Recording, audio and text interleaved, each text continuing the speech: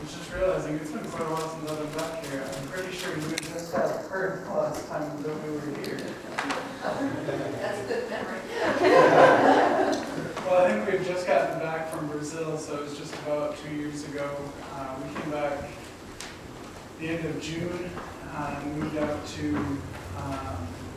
New England the end of August. God's been doing a lot there. Since then, it's been an amazing opportunity for us. The primary thing of what we do is coming alongside of local churches, developing relationships with the leaders and helping them develop gospel-advancing youth ministries. So not just a youth ministry that they're coming out and just having on fun, but really one is seeking to see their kids not just growing in their faith, but going out and actually sharing their faith with their friends, with their classmates. So that's been a big part of what we've been doing. The biggest thing over the last couple of years that we've really been doing is trying to build relationships up with those youth leaders so that they're willing to listen to the help that we want to give them. Some were much more open than others were, and some still are that way. But it's been amazing to see how God has opened those doors. The different churches that we've been able to get in and help with. One of the reasons that they brought us back, we came back because Taylor was having health concerns down in Brazil with headaches. Those are doing much better. She does still have some. The doctors got her on a bigger blocker that has helped a lot, even from where they were compared to Brazil. But so a big part of the reason they sent us to Southern England was because we speak Portuguese. And so we have 2 different Brazilian churches that we're working with. Still no reason to really use my Portuguese. Because it's interesting, their church services are in Portuguese, so when we do get to go to a service, we have to use our Portuguese. But their youth groups are actually done in English because most of the kids are first or second generation Americans, and they really just don't see the point in needing Portuguese. So they may understand it because their parents still speak it, but they don't desire to use it at all. And some may later on in life regret that decision, but we're currently in the process of actually getting everything, all of the curriculum, all of the quiet times, everything we need, all the tools we provide, so that we have them available in Portuguese to be able to actually use in churches like that, so that, if we have leaders or parents that want to be doing it in their native tongue, they're able to do the same quiet time as their child, which is doing it in English, and then they can discuss it in whatever language they choose. Or maybe it helps if they're studying a lesson so they understand it better in one language and then can teach it in the other. So that's been a big part of what we've been doing the last 2 years. Opportunities to share with different people, and then trying to find opportunities myself to be sharing the gospel so that I can be an example. One of my favorite ones, are you all familiar with the event Reverb that we do, the all-night event?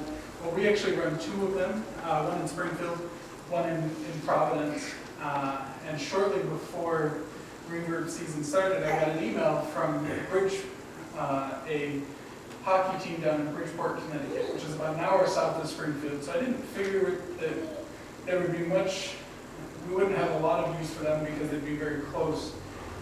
People are willing to travel usually that distance, but I wanted to at least talk to them. They had a guy who had come from Binghamton, where they used to do reverbs there, and he said, hey, touch base with Word of Life, see if this is something that... So I got a chance to go down in January and share with them all about what Reverb is, from the beginning all the way through, everything we do throughout the night. And shortly before we went to go take a tour of the place, one other guy says, we've been stalking your social media presence, and we've seen all of these things. And one of the things that we noticed was the statistic you guys have about salvations. Can you explain that to me? And, if that couldn't have been an easier law to share the gospel. And so it was really cool to just be able to take 10 minutes and just clearly share the gospel, share what Christ did. Didn't necessarily see them make decisions, but just was an awesome opportunity to do that. Just continuing to look for other opportunities like that. Came across a guy as I was getting out the exit to our house that was stuck on the side of the road, and was able to let him use my phone and then talk with him for about 10 minutes when we pushed his van off the road into a hotel parking lot while he was waiting for his ride. And just trying to find little opportunities, because for me, when I'm constantly meeting with pastors and youth pastors, that doesn't afford a lot of opportunities myself to share the gospel with them. At least I would hope not. And so, it's certainly been a challenge in that aspect, but it's something that we've been trying to work on, going and studying at a coffee shop instead of working out of my office at home, so that I can just be connecting with people, those types of things that I just need to continue getting better with. Many of you know about a month and a half ago, 2 months ago now, Kendra started getting a lot of pain in her abdomen. And we took her to the ER a few times, and urgent care once, and they really didn't know exactly what was going on. They found a small cyst, and so we went to, she found an OB, and we went to him, and she had this cyst, which a lot of times, with the size that it was, normally they'll just pass. You won't even know that you have them. You're not in a lot of pain. We couldn't figure out why she was in pain, and nothing he gave her pain med-wise was helping. Even the morphine they gave her at the ER did nothing. Which was weird, but so he finally, after about 3 weeks, decided to go in and do surgery. Just simple exploratory surgery. He was going to take care of the cyst, see if there was anything else that just wasn't showing up on the ultrasound. And he got in there, and there was just a pool of blood that had been slowly seeping out that was just irritating everything. And so he cleaned that up, cleaned it up, the cyst. She was feeling much better, and then a couple weeks later, started feeling pain again in the side, not throughout her whole abdomen, but feeling pain again. So he's putting her on birth control meds that will hopefully settle everything down, hopefully stop the cysts from becoming something that's an every month occurrence.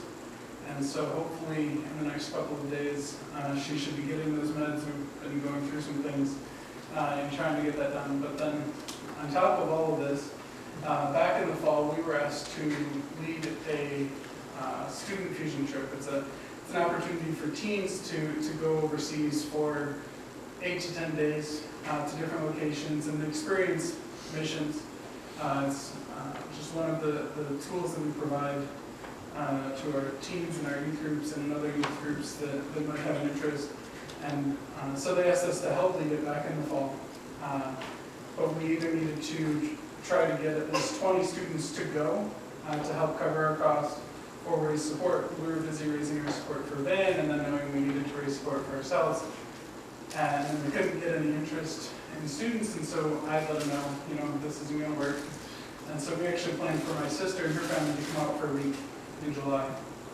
And then we were at staff conference back in the beginning of May, and they said, the guy who's leading your trip is now leading the trip to South Korea, because the guy leading the trip to South Korea is Brazilian, and he's working on visa stuff, and if he leaves the country, he won't be able to get back in. So they're like, if we cover the cost of the trip, can you go? Because we need somebody to go. And so we knew for sure that I could go. I could make sure my schedule was clear. But Kendra's been working at Walmart, and this all happened before she got sick.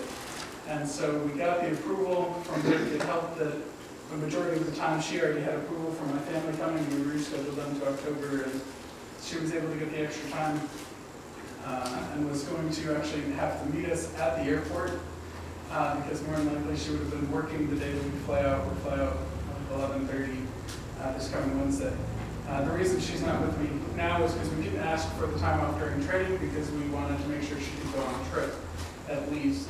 And so with her leave of absence because of her surgery and everything, they reset the schedule and kind of took all of that time that she'd been given off away, and so she had to go in and work that all out, and they had already scheduled her to work Thursday and Friday when we'll be in Portugal, and had given her today and Wednesday off. So when she went in and talked to them, this was they made a major minor raise, I guess. It's not a big thing, but it's kind of a big thing. In that when they kind of begrudgingly gave her that time back off again, they didn't changed Thursday and Friday so that she had to work Sunday and Wednesday. They just took those 2 days off. So now Wednesday, she can just meet us at a rest stop just south of Albany, and we can pick her up on the bus on the way down, which will make it a lot less stressful for her stepdad to not have to drive through New York City and drive at night, which he's not as good at, or not really as capable of doing anymore and things. So it's just a very small praise, but it really is kind of a bigger thing.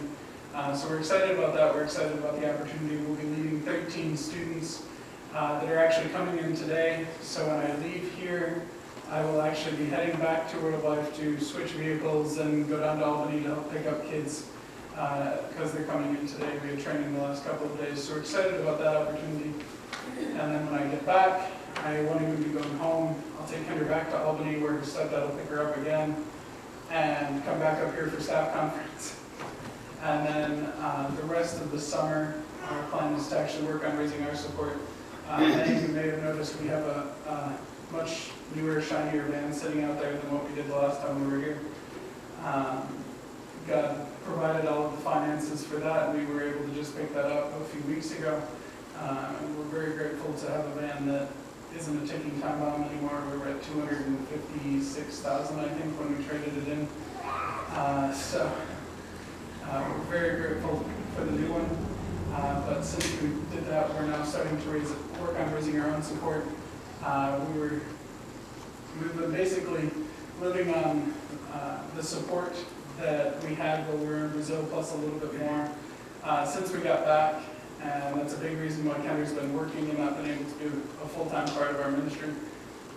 And so really that's what we're working at now, is trying to get our support up to where it needs to be for ministry-wise, as well as to be able to raise our salary enough to be able to allow her to not have to be working so she can be more involved in ministry and more involved in fostering, which we are praying that we will soon hear about the approval for that. Seems like every time we think it's ready, they have more questions, or the supervisor goes on vacation, or, so we're just being patient. And, with Portugal, we wouldn't have wanted to get kids in right beforehand and then have to put them in respite care for a few weeks while we're gone anyways. So God has His plan through all of this, and we're excited to see what's going to happen. But if you could be praying for that, we figured out a few weeks ago we needed about $2,800 in new support a month to cover all of what we were lacking, as well as what our ministry costs truly are costing now that we've kind of figured that out, as well as enough to be able to cover Kendra to not have to be working and being able to be involved in ministry again on a full-time basis. We've already seen over $1,200 of that come in. We actually saw my boss, when I got off the phone with him the morning that I was starting to raise support, and we figured all of this out. So I want you to shoot for $1,000 in the next 3 months, new support each month. And I called him back 3 hours later and told him that we had just gotten a rather large gift from a large support from a church. And he's like, I think you may have misheard me when I said 3 months and thought I said 3 hours. And we've since seen some more support come in, and I've met with some others that I need to follow up with more than likely once we get back, because training over the next few days will be pretty busy. And then the rest of July and August when I'm home, that's what the focus is. Be praying for that. My goal, I would love to see us at 100% by the end of August. That may or may not be what God's plan is. But as soon as I can get the support up would be the best. I would love to, at the latest, have it be the end of October so that Kendra is guaranteed to be available for refurb season, because she does most of the computer stuff with registration and all of that pre-work. And I have no idea what I'm doing with any of that. So the more time that she has to be able to help with that would be great. So you can be praying for that as well. And I will be around at least for a little while with the fellowship dinner, so if you have any other questions, I'd be happy to answer them. And I just want to thank you guys again for your support, for your prayers. We greatly appreciate it. And Kendra, I'm sure, wishes that she could be here. I know that. But unfortunately, because she's working, that wasn't possible either. So she loves you guys as well. And we're just excited to see what God's going to continue doing. Amen. Thank you, brother. Right. And thank you for that nice living illustration of providence. Because that's what we're talking about this morning. The providence of God in the affairs of believers. Providence is a word that today we don't hear it as much as we did back in the day, a long time ago, before my time even. And so, raise your hand if you've ever seen the providence of God in your life. And providence is a little different than the miracles we'll get into. It is a miracle, but it's more of a God coordination thing. So, we're going to look in the book of Acts, chapter 23. My wife said this morning, "You're kind of running on coffee, honey. You might want to slow things down." You know what that means, right? You guys know. So we'll try to do that this morning. And fortunately, because I knew Geoff was coming, I had two versions of my sermons. One was if Geoff, says two words and sits down.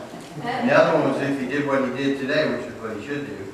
And so I have that version available as well. So we will not be here for too late. Acts chapter 23, beginning in verse 11, where we'll be taking off from. But before we read the scriptures, I have a question. Have you ever felt pressed? Like pressed upon at a loss, maybe even oppressed by something? Some circumstance or health challenge, or even by the enemy. And maybe you've wondered, how am I ever going to get victory here? Or am I really accomplishing any good here? I think King David knew of such times. Paul does as well. And how it comes about that he is assured of the providence of Almighty God is amazing. And it's said in our own history of our country during the Revolutionary War, time and time again, the hand of providence became evidence. Just in time, the weather would hamper the enemy or would allow an escape. And time again in the affairs of our country's founding, we were spared, we escaped, key generals were untouched, traitors were caught, and so on. And it wasn't like we didn't suffer our losses, we did. But then we escaped. And it's not like we did not have outside help, we did. Providentially, at just the right time. Israel has seen the same thing. Even with their coming back together as a country in the land of Israel in 1948, and the hand of the Lord protecting them, even as they fulfilled the prophet's word to the very day, thousands of years after they were written. So there is a difference between providential and miraculous, but then again, if you think about it, there sort of isn't. A miracle, for example, would be our battleship coming out of the ocean and miraculously being placed at the right time to defeat the enemy or whatever. The laws of nature are broken in a miracle. Providence is when people and nature and everything line up just right in many areas for victory to happen. It's still the hand of the Lord. The book of Esther is a good example.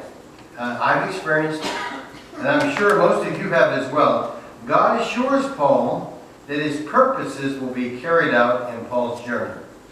How comforting for him. Well, buckle down because you will be encouraged as our intrepid apostle Paul is about to see providence in action this Sunday and next Sunday as we go through this passage. Our first verse of Acts chapter 23, verse 11, it says, "That night the Lord appeared to Paul and he said, 'Be encouraged, Paul. Just as you have been a witness to me here in Jerusalem, you must preach the good news in Rome as well.'" Now that's our text for this morning. I will read the rest of the text, which we'll get into next week, because it is thrilling. The next morning, a group of Jews got together and bound themselves with an oath not to eat or drink until they had killed Paul. Now there were more than 40 of them in the conspiracy. And they went to the leading priests and the elders, and they told them, "We have bound ourselves with an oath to eat nothing until we have killed Paul. So you and the high council should ask the commander to bring Paul back to the council again. Pretend you want to examine his case more fully. We will kill him on the way. Can you imagine that? This is the judicial and the spiritual leaders of Israel. I mean, that'd be like a couple of us getting together and saying to come to the Supreme Court of the United States and saying, hey, listen, we want you to be in on this plan. We want to kill somebody. And they're really kind of innocent, but they need to die because they've offended us. We don't like what they do. You guys okay with that? Yeah, that's what we're going to do. Can you imagine that? Well, that's what they're doing here. And they've even said, we're not going to eat. And you know, I'll give you a little hint. Next week we'll find out. There's an out for them on that.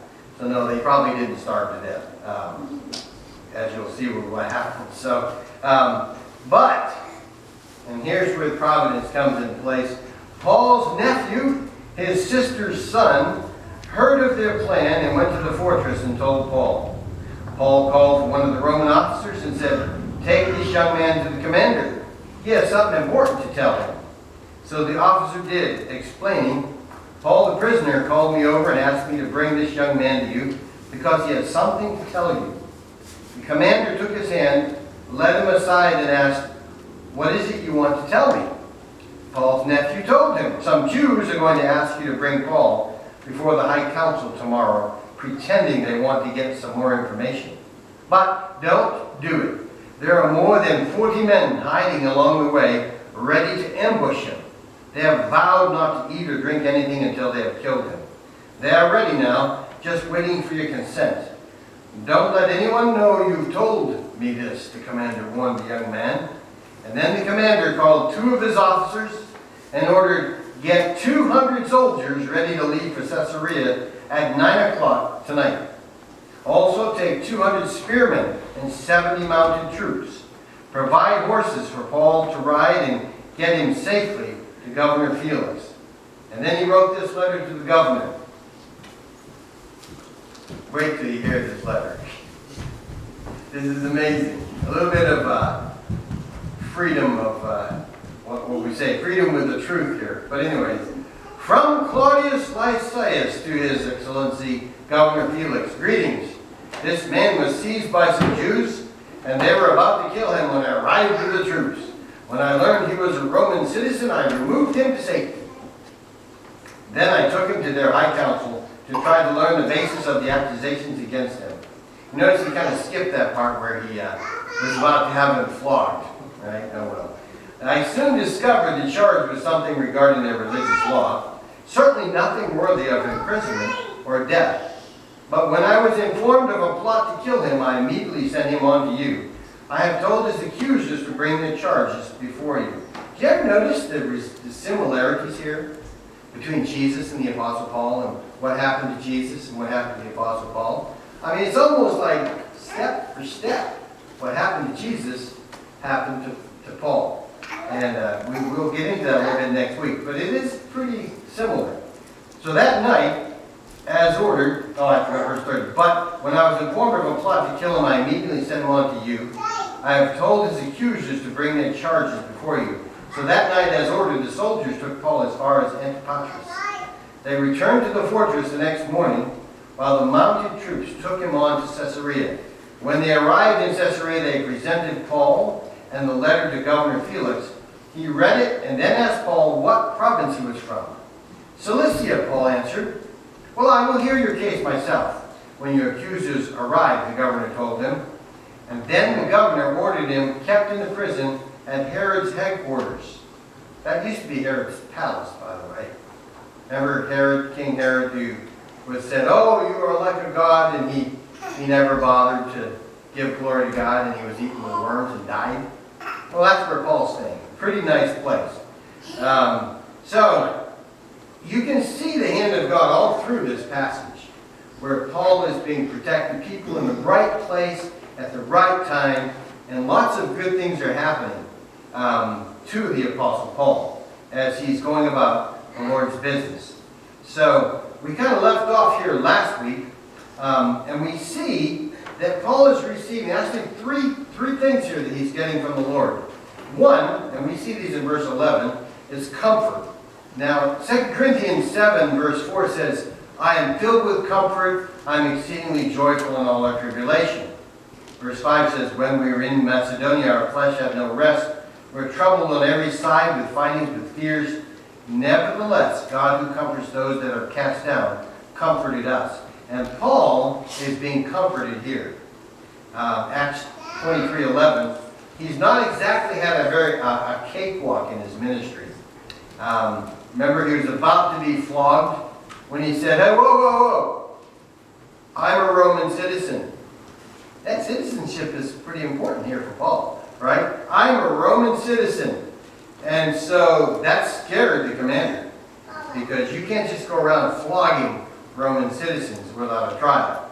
So one commentator described his most recent perils very, very well. And this will bring back our memories of what we've covered. Everything he has tried to do since he came to Jerusalem has ended in a riot, right? He tried to pacify the Jewish Christians, and that ended in a riot. He tried to give his testimony to what God had done in his life to the Jewish crowd in the temple court, and that ended in a riot. Sounds like some politicians I know. He tried to give testimony before the Jewish council, the Sanhedrin, and that ended in a riot. And now, he's a prisoner. His life is sought, and down in his heart, he doesn't feel it's his time yet.